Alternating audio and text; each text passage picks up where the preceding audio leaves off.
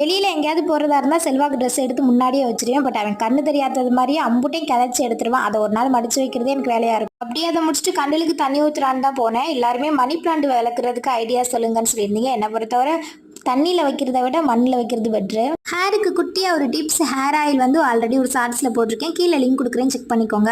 நாளைக்குன்னு இன்னைக்கு தான் ஒரு வழியாக ஸ்டோர் ரூமை க்ளீன் பண்ணேன். ரொம்ப நாளாக காணான்னு தேடின பொருள் ஃபுல்லாக கிடச்சிச்சு. அது மட்டும் இல்லாமல் புதுசாலாம் ஒரு பொம்மை கிடச்சிச்சு.